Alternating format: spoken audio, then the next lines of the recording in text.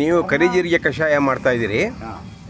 ಇದು ಯಾರು ಬಳಸ್ತಾರೆ, ಏನಕ್ಕಾಗಿ ಬಳಸ್ತಾರೆ, ನೀವು ಹೇಗೆ ಕಲ್ತ್ರಿ ಇದನ್ನು? ಇದು ತುಂಬ ಜನ ಬಳಸ್ತಾರೆ ಸರ್. ಕರಿಜೀರಿಗೆ ಕಷಾಯ ಅಂತಂದರೆ ಆರೋಗ್ಯಕ್ಕೆ ಭಾರಿ ಒಳ್ಳೆ ಕಷಾಯ. ಒಂದು 7-8 ಥರದ ಕಾಯಿಲೆಗೆ ರಾಮಬಾಣ ಇದ್ದ ಹಾಗೆ. ಜ್ವರ ಬಂದಾಗ ಇದನ್ನು ಕುಡಿದು ಮಲಗಿದರೆ ಎದ್ದಾಗ ಜ್ವರ ಇರಲ್ಲ. ಆಮೇಲೆ ಶುಗರು 7 ದಿನದಲ್ಲಿ 5% ಕಮ್ಮಿ ಆಗುತ್ತೆ.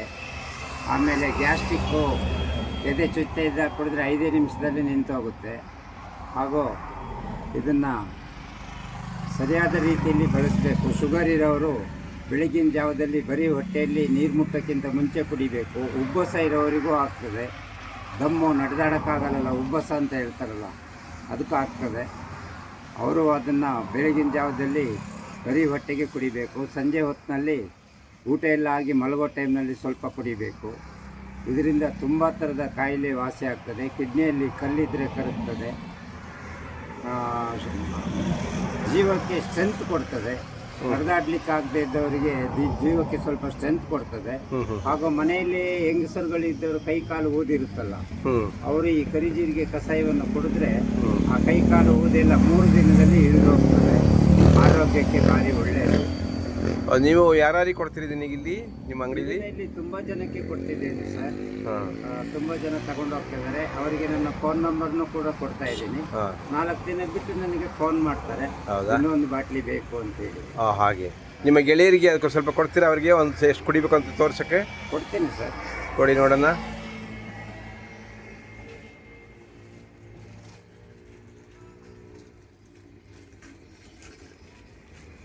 ಆ ಥರ ಲೋಟದಲ್ಲಿ ಕೊಡ್ತೀರಾ?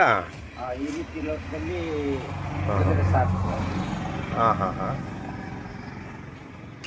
ನೀವು ಎಷ್ಟು ಹಾಕ್ತೀರಿ ಅಷ್ಟೇ ಕುಡಿಬೇಕಾ ಬೆಳಗ್ಗೆ ಹೊತ್ತು ಖಾಲಿ ಹೊಟ್ಟೆಗೆ?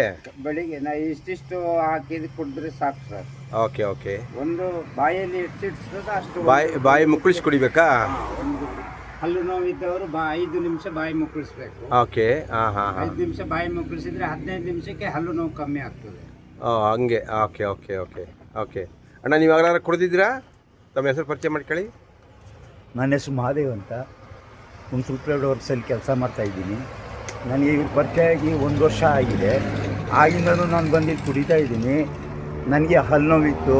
ಹಲ್ಲು ನೋವು ಕುಡಿದ ತಕ್ಷಣ ಒಂದು 10 ನಿಮಿಷದಲ್ಲಿ ನನಗೆ ಕಮ್ಮಿ ಆಗುತ್ತೆ. ಮತ್ತು ಆಯಾಸ ಇದ್ದರೆ ಅದು ಪರಿಹಾರ ಆಗುತ್ತೆ. ನನಗೆ ಗ್ಯಾಸ್ಟ್ರಿಕ್ ಸಮಸ್ಯೆ ಇತ್ತು ಸ್ವಲ್ಪ, ಅದೂ ಕಮ್ಮಿಯಾಗಿದೆ. ಅದರಿಂದ ನಾನು ಬಂದಾಗೆಲ್ಲ ಇಲ್ಲಿ ಕುಡಿತೀನಿ. ನೀವು ನಿಮ್ಗೆ ಅನುಕೂಲ ಆಗಿದೆ ಇದರಿಂದ? ನನಗೆ ಅನುಕೂಲ ಆಗಿದೆ. ಹುಣಸು ಪ್ಲೇಔಟ್ಸಲ್ಲಿ ಕೆಲಸ ಮಾಡ್ತೀರಾ? ಓಕೆ. ನಾವು ನನಗೆ ಮೈಜ್ವಾಗ ಮೊದಲು ನನಗೆ ಚೆನ್ನಾಗಿ ಪರಿಚಯ. ಅವ್ರ ಮಗ ಅವ್ರು ನಡೆಸ್ತಾರಲ್ಲ ಈಗ? ಹೌದು, ಅವರು ಇದ್ದಾರೆ. ಮೈಜ್ವಾಗ್ ಸರ್ ಇದ್ದಾರೆ. Okay. Thank you Madevanna. Good. Okay ಮೋದಿಗಳೇ, ಇನ್ನೇನು ಹೇಳಿಕುಂಟು? ಏನಿಲ್ಲ ಸರ್, ಅದನ್ನು ತಗೊಂಡು ಹೋಗ್ತಿದ್ದಾರೆ ಕೆಲವರು. ಇಲ್ಲಿಂದ ತಗೊಂಡೋಗಿ ಒಂದು ಬಾಟ್ಲಿ ನಾನು 1 ಲೀಟ್ರಿಗೆ 300 ರೂಪಾಯಲ್ಲಿ ಕೊಡ್ತೇನೆ. ಓಕೆ. ಇಲ್ಲಿಂದ ದೂರದವ್ರು ತಗೊಂಡೋಗಿ 1 ಬಾಟ್ಲು ಅಂದರೆ 1 litre bottle? 1 litre bottle. Okay. ಇಲ್ಲಿಂದ ತಗೊಂಡೋಗಿ ದೂರದವರು 600 ರೂಪಾಯಿಗೆ ಕೊಡ್ತಾರೆ. ಹಾಗೆ ಅವ್ರು ನಿಮ್ಮಿಂದ ಅವ್ರು ಲಾಭ ಮಾಡ್ಕೊತಾರೆ. ಯಾರು ಡಾಕ್ಟರ್ಗಳ ಅಥವಾ ಬೇರೆ ಯಾರು? ಬೇರೆಯವರು ಡಾಕ್ಟ್ರು. ಒಬ್ಬರು ಡಾಕ್ಟ್ರು ತಗೊಂಡು ಹೋಗ್ತಾ ಇದ್ರು ಇಲ್ಲಿ ಹತ್ತಿರದಲ್ಲಿ ಕುಶಾಲನಗರದಲ್ಲಿ.